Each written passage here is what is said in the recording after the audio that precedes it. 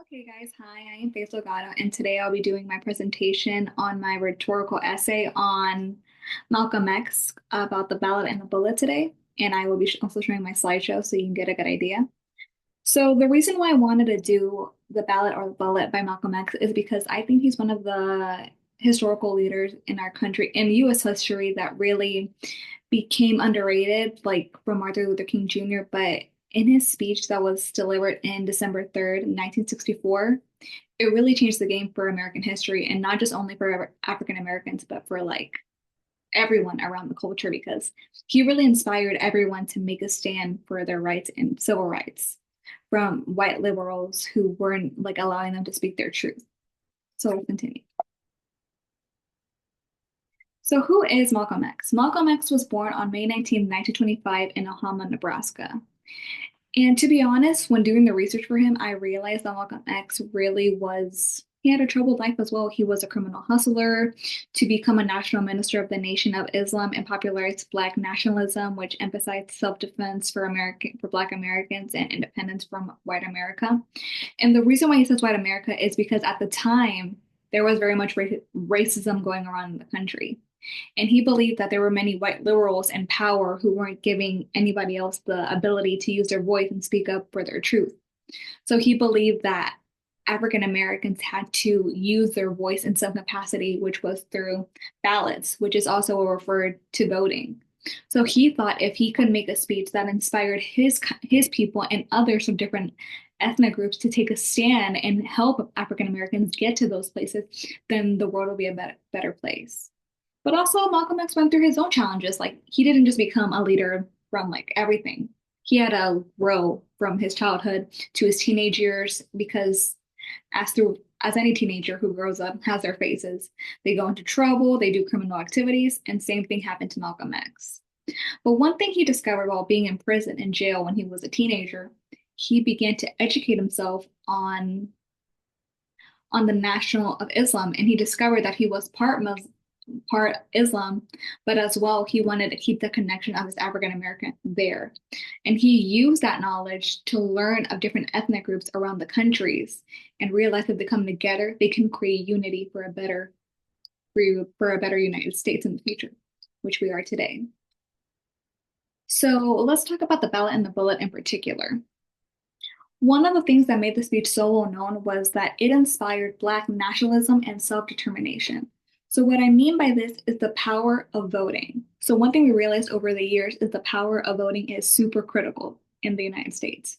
We've seen that many years ago, people didn't really vote as much. But now we see young teenagers, I mean, young adults who are in their 18, who can vote now, who are voting for more people in power to care about their voices. Because back then they would just had white liberals in power and no one really cared about putting people in power that weren't white Americans, but instead were African or Mexican or whatever you kind of think. So the ballot and the bullet was a speech that really inspired people to speak up their voice. So Malcolm X became known as a civil rights activist during the civil rights movement. And him and other leaders like Martin Luther King Jr. fought for the civil rights for African Americans at the time. But one of the things that about Malcolm X is that he kind of differed from Martin Luther King in many ways. But one of the things is that he thought writing this speech would create like a warning for people, for white liberals to say, that's not fair anymore. We've been through so many things and nothing's changed. So he believed that giving a warning in this speech is really heartbreaking to hear because you can feel it in his tone of voice that he is upset, that he is frustrated at the system that hasn't done anything for African Americans. I mean, they haven't changed any lack of voting for them. They don't really care about their voice, and they just use them to bring votes into there and then not help them at all. So with this speech, he was hoping to reach Black nationalism, self-determination, the power of the ballot, racial injustice, hypocrisy in America, unity among all African Americans, and justification for self-defense on their civil rights. So one of the things that I realized during my figuring out the speech and just kind of like discovering more things about the civil rights movement, it inspired me to realize that we underestimate what happened in the past and how grateful we should be that we live in this time where we all have a voice. Back then, they didn't have that and they had to fight for those. So I found these pictures online that kind of This kind of quote is really important because it says it'll be the ballot or it'll be the bullet. I'll be in liberty or it'll be death. And if you're not ready to pay that price, don't use the word freedom in your vocabulary, which is such a fact. I mean, like, this speech was basically either choose. You have two sides to choose. You want to choose the easy way out, which is give us the power of voting again, or we can use a radical way of doing things, which is going to be using violence to get what we want. So that's what he's saying. One of the quotes that I found interesting in the speech was, how can you thank a man for giving you what's already yours? Correct. Let's think about it for a second. What is one thing that we have here in the United States that we should be grateful for? And that is freedom. Freedom of speech, freedom of the press, freedom to say whatever we want, the freedom to just live our lives in peace without being judged for the color of our skin, for our type of religion that we practice. We're all people at the end of the day. And that's something that's really kind of heartbreaking in the speech because he's really using the rhetorical device of pathos in this because it makes you feel like, yeah, that does kind of suck. We do have that right. And why are they taking it away from us? It gets you angry and makes you want to do something about it. And then there's this image that I found, like a cartoon. It says the bullet is stronger than the ballot, which is true. If they can't give us the ballot, then they're gonna have to use some radical different ways to do things, which is more a destructive way, going into a destructive revolution, which is mean fighting for what they want. And this picture of Martin Luther King with Malcolm X, which is kind of cute because they were both historical leaders in their own right.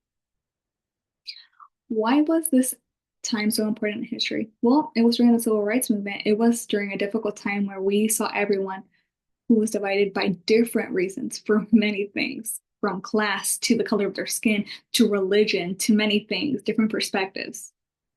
And these historical leaders like Malcolm X, who believed in harmony for everyone, was truly a breath of fresh air for everyone because at the time the world was filled with so much fear and hatred towards everyone. Nobody wanted to speak up their minds because either if they spoke out, they were going to get somewhere where they didn't want to be, or they were going to get killed by somebody else, which is so true. I mean, this man who was African American at the time decided that he wasn't going to stay silent anymore. If he had this amount of courage to speak up at a time where he couldn't really speak up because he could get killed. I mean, he took the risk of being killed because of the way he was speaking about the truth, about what was happening in the federal government at the time. That these white liberals didn't care about their voice, didn't care about the people. And he wanted to encourage his people to fight for what they want, to fight for their property, fight their rights, to protect their homes, their families, their industries, and everything. And he just didn't want to give up. And he used this time to take a risk of making a speech that could be controversial. And it did create a controversy between many different peoples, from white liberals to the government to everybody in power. Because they were like, why is this man doing this if he knows that nothing's going to change? But this speech really did change history for the better. Reasons. Why did he write the speech in the reason? Why did he write the speech? For a reason. For many different reasons. It was because of growing frustrations with nonviolent approaches. So, like I said, Martin Luther King Jr. believed he wanted everyone to be equals, right? But the thing was is that he approached it with nonviolent protest. He believed that having nonviolent protests would create harmony between people and that it would just come to them after a while of protesting, showing that they want something and having determination and never stopping. But he was deeply frustrated with the federal government with the slow progress of civil rights through nonviolent protests. And he also believed that staying silent will not do anything for them. And sometimes fighting more can get things done faster. And he also wanted to call for unity, for Black unity that goes beyond religion. I mean, like I said, he was Islamic as well, but he was also an African American. So he believed in unity of different people of different ethnic groups. You can be Hispanic, you can also be American. You can be whatever you want to be, right? So he believed that having unity between people around the world to come together for one voice is extraordinary. And another issue why he spoke up was the issue with the election and political power. And it's true. In the speech, there is a part where he talks about the white liberals not really caring about them at all. I mean, he literally states in the speech that he has done nothing, that the US government has failed them again and again and again. And through that, you can feel the pain in his eyes by saying, like, why are we supporting these liberal leaders why are we giving them our vote if they're not doing anything for us? Like, what's even the point of that? So one of the things that Congress failed at was not listening to their people.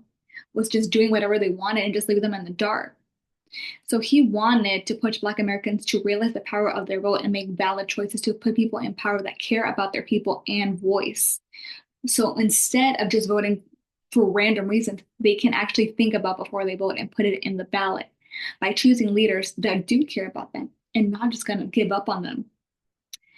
And basically, it was a warning. It's like, pick your shoes, like, pick which way you want to go. We can go the easy way or the hard way out. And that is what Congress, and that's what they wanted to Congress open their eyes to see finally that they're not going to stop this. That if there's no change into voting or giving them Black Americans back their power again and giving them a voice, that they are going to take drastic measures. They are going to use violence to get what they want. They're planning, if they have to go into war, they will have to do that because nothing's changing. The impact of the speech is very important because often when we see speeches like this, we kind of just like, why were they so important? Why do, like, why is it so important to this day? It's because it's not just about African Americans in the speech. It was not literally directed to African Americans. I mean, it was, but it was also to everybody to come together to make changes for the future. And this speech inspired Black Americans to fight for the civil rights by using their voice and voting and making protests to the Congress to finally listen to them, to finally have a voice again.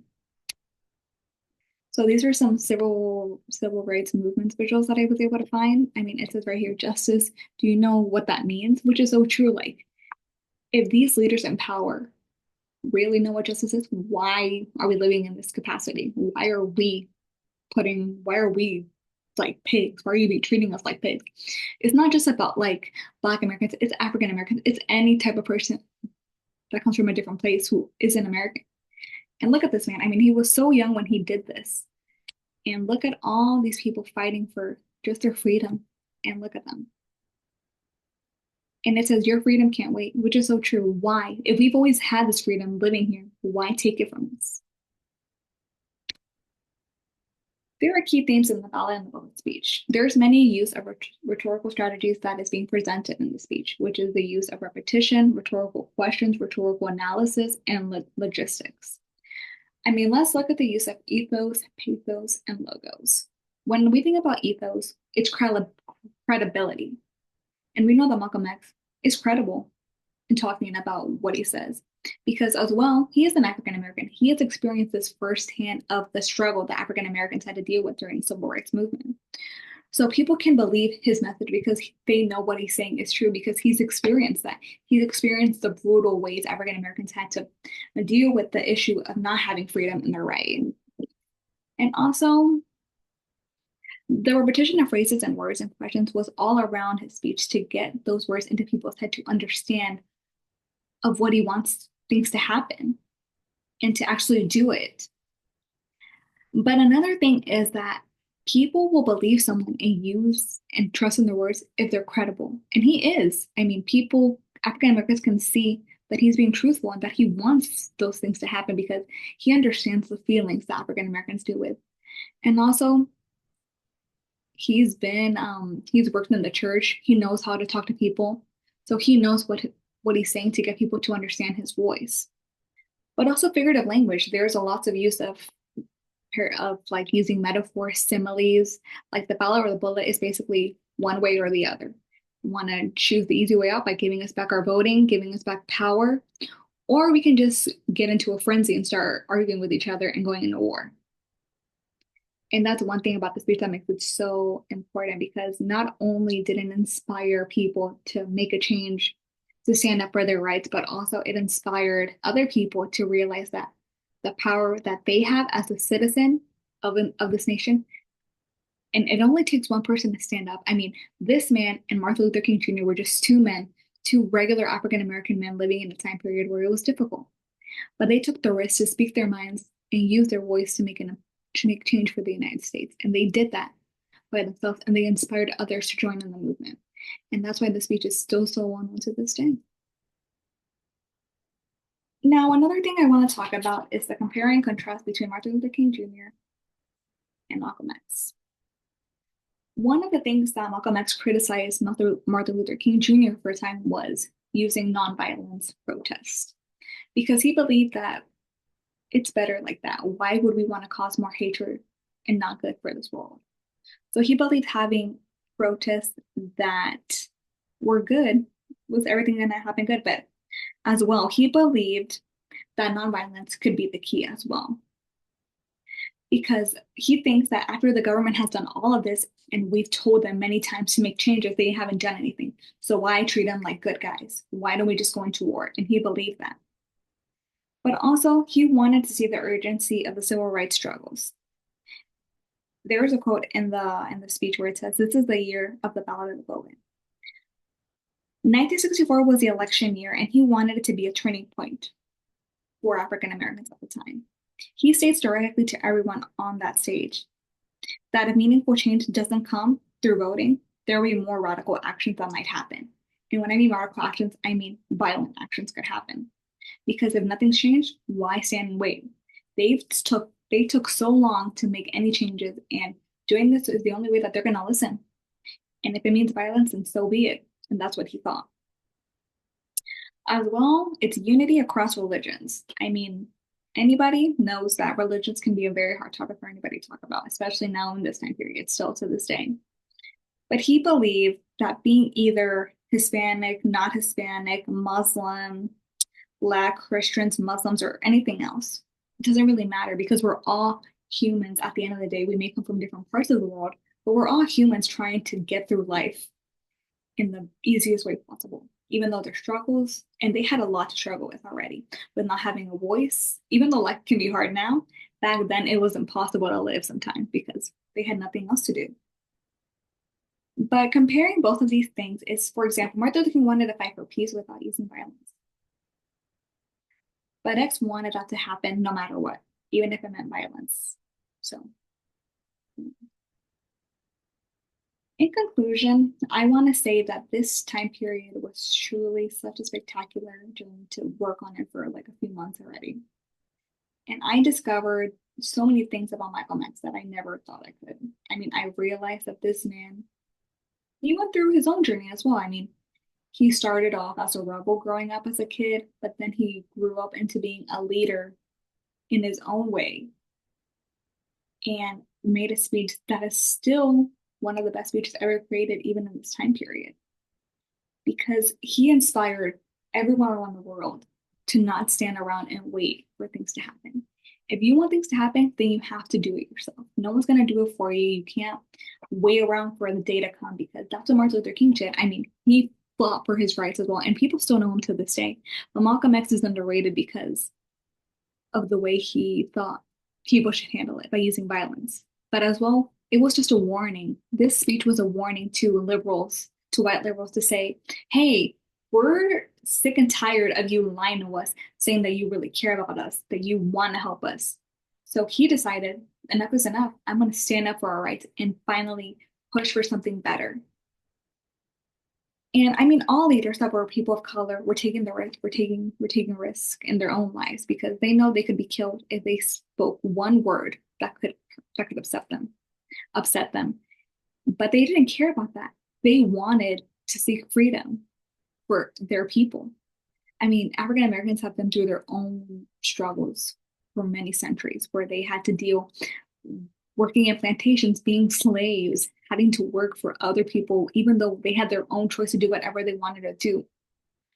But through this, I have gained a new perspective on the civil rights movement and how these leaders came from difficult backgrounds, but surpassed their lives and made them well known in the United States forever. These humans are known as heroes, inspirations that fought for the civil rights movement and fought so hard to get to where we are today. I mean, now in 2025, we see many different diverse people living in this country that come from different backgrounds, that come from Asia, that come from Africa, that come from Mexico, that come from Europe, that come from the UK or Australia. And we all live in harmony now where we can all just live happy. This time was so completely different because we all were struggling with our own things. But the thing we have to remember is to not let hate get in the way with that. We all have our responsibility, but everyone here should have their freedom. And Malcolm X did this by writing the speech that inspired everyone to make a change for other people. I mean, this speech had mixed reviews when it was first released to the public on April 3rd, 1964, and it's one of the most powerful civil rights speeches in American history. This speech really hurt the government because people began to realize that, oh, the government really doesn't care about me. I mean, I lived here for so long, I was born here, and they still treat me like I'm an outsider, even though they had a right to use their voice to inspire. And that's one of the best things about the ballot and the bullet speech is that it's truly one of the best speeches ever created because he really did good for the country, even though it took a long time for it to finally happen, but it did. And the fact that he did this is really symbolic of where we are today. I mean, the ballot and the bullet is just it's a symbolic title in its own right. I mean, it's either voting or it's a revolution. It's up to you to decide. I mean, I'm giving you a choice. It's either here or here because we're not going to stop. So basically, that's what it is. I mean, they represented a big choice between voting or a violent revolution. I mean, he wasn't promoting violence at the end of the day. He was warning America, white America, that this was not going to be here for long, that he wasn't going to stop until justice was made for Black Americans. I mean, all of us come from different backgrounds, but here we are in America, in the United States, and everyone is different. There's no white leaders, there's not a Hispanic leaders. We're all here living in this way, trying to survive. And that's what makes the speech so amazing and breathtaking. I think everyone should read and understand more about the ballot and the bullet speech by Malcolm X because not only did so much through just a couple words, he used this speech in a way where he kind of used a tone of voice and delivery gets at your that really gets at your heart. I mean, you can feel the pain and the hurt and the frustration in his voice that makes people question why they have been silent for so long. And this speech will always be remembered as a speech that people will still remember to this day because even though we're in a time period where things are completely different than they used to be, Black Americans still have to still fight for the rights to this day because there are people out there that don't care about that at all and still think that they should belong like really nowhere. And that's not right at all. So it's up to us as United States citizens and people to help them to keep fighting for our rights here in the United States because there will always be negative people out there wanting to cause chaos in this world. But it's up to us to define that and remember the time where things can be different. Thank you.